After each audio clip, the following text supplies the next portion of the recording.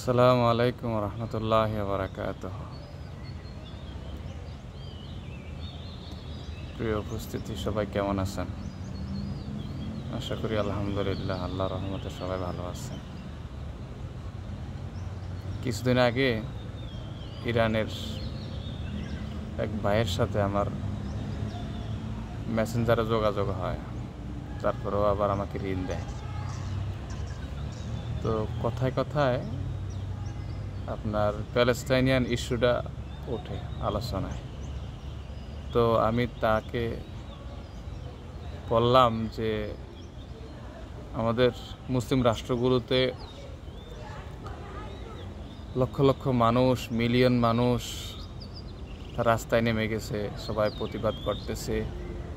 আমাদের দেশও ঢাকায় প্রায় 1 মিলিয়ন 10 লাখের মতো মানুষ ঢাকায় আসছে, জমায়েত হয়েছে। তো গোটা বিশ্বে প্যালেস্টাইনিয়ান ইস্যু নিয়ে মুসলমানদের যে একটা আন্দোলন, এটা খুবই আলোড়িত করছে পৃথিবীর। তো ইরানিয়ান সে ভাইটা বলতেছে যে এই সমস্ত আন্দোলনে কোনো উপকার আসবে না, 4 পয়সার উপকারও নেই এগুলাতে।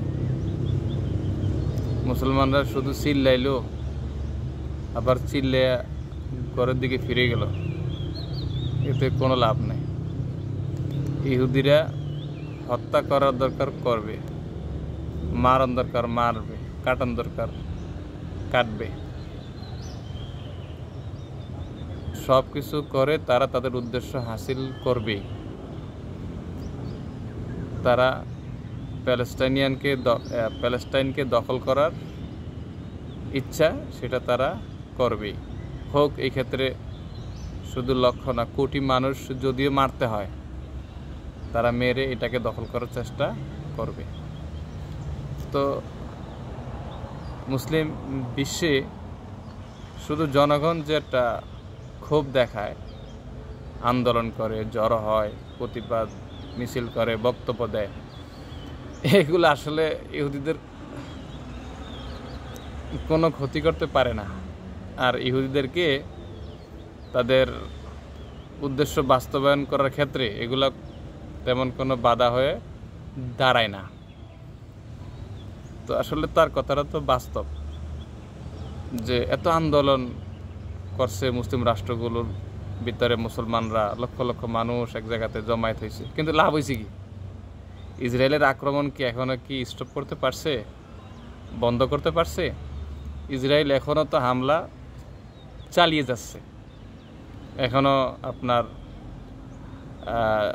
প্যালেস্টাইনিয়ানরা তাদের শহর বাড়িঘর ছেড়ে একেবারে মরুভূমির পাশে, পাহাড়ের পাশে যেখানে গিয়া তাঁবুটা গিয়া আশ্রয় নিছে, ওখানে পর্যন্ত ইসরায়েল বোম মারতেছে।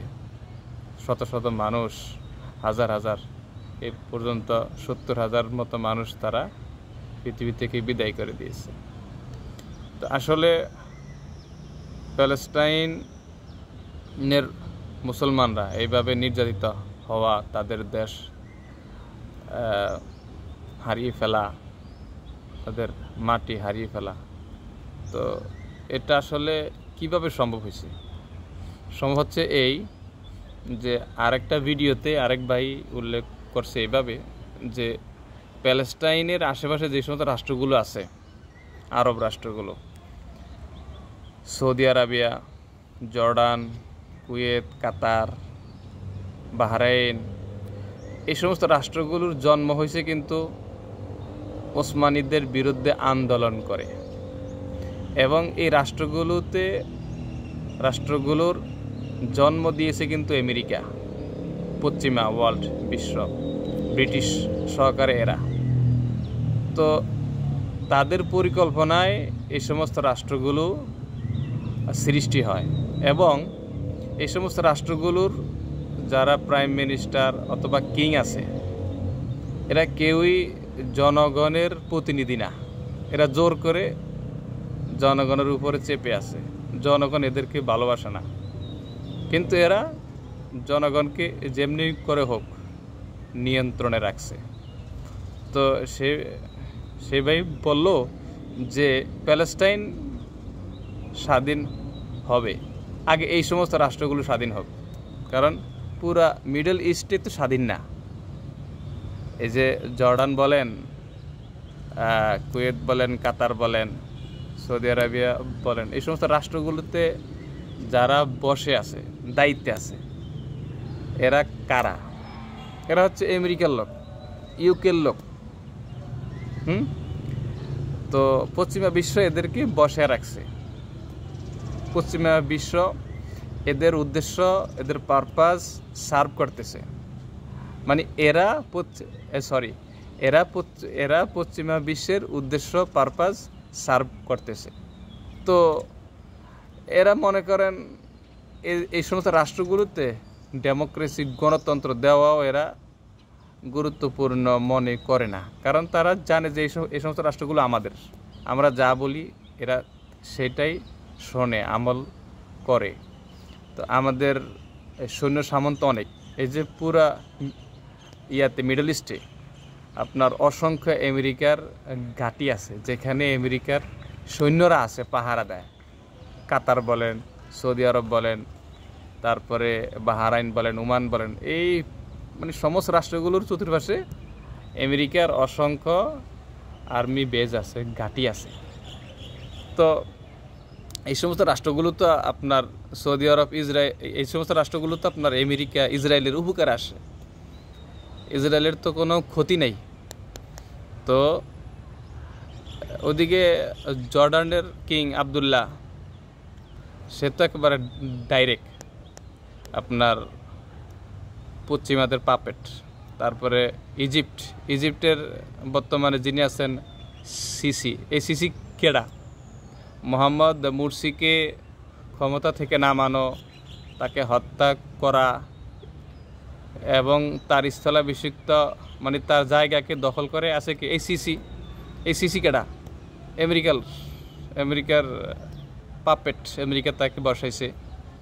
তো এরকম আর কি। আপনার ইউএই যা বলেন, সৌদি আরবিয়ার বর্তমান যারা শাসক আছে, মোহাম্মদ বিন সালমান এবং তার বাবা, এরা হচ্ছে কোন বংশের? সৌদ বংশের।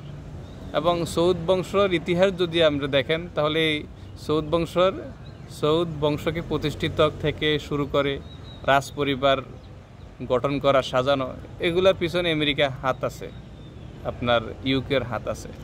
অতএব এই অঞ্চল যতক্ষণ পর্যন্ত স্বাধীন না হবে, প্যালেস্টাইনও ততক্ষণ পর্যন্ত স্বাধীন হবে না। তো তুর্কি তো আপনার আমেরিকার কথা ছাড়া তেমন আগায় না। কিছুদিন আগে আপনার ডোনাল্ড ট্রাম্প তুর্কির প্রেসিডেন্টের অনেক প্রশংসা করছে, বলতেছে একজন প্রেসিডেন্ট আছে যাকে আমি ভালোবাসি, সেও আমাকে খুবই ভালোবাসে। এটা সে কিছুদিন আগে আপনার মিডিয়ার সামনে বলছে। তো এখন প্রথম কথা হচ্ছে যে এই রাষ্ট্রগুলো আপনার স্বাধীন না হওয়া পর্যন্ত প্যালেস্টাইনের কোনো স্বাধীনতা নাই, এই একটা কথা।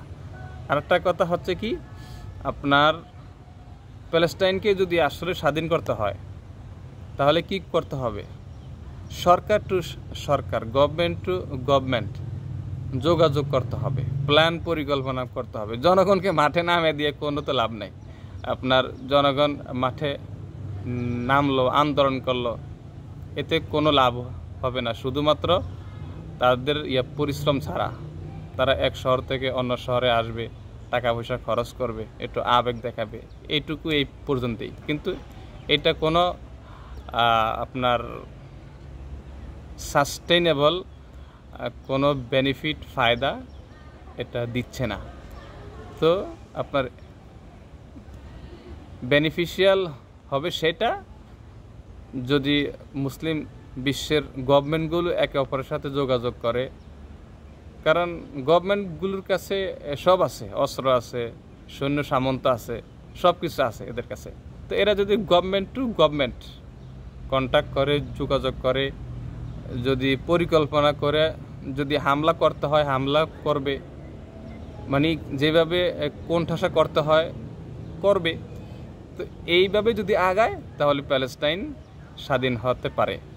এছাড়া প্যালেস্টাইন আর কখনো স্বাধীন হওয়ার সম্ভাবনা নাই। প্যালেস্টাইনকে ইসরায়েল দখল করে নিয়ে গেছে, শেষ। এখানে প্যালেস্টাইনের ইতি ঘটে গেছে। এখন আল্লাহ যখন আবার তার ফয়সালা অন্যভাবে তিনি দিবেন, তখন হয়তোবা প্যালেস্টাইন মুক্ত হতে পারে, ইসরায়েল ধ্বংস হতে পারে। আপাতত আমাদের পর্যালোচনা, আমাদের পর্যবেক্ষণ এইটি আমরা দেখতে পাচ্ছি। ঠিক আছে, আসসালামু আলাইকুম রহমতুল্লাহ।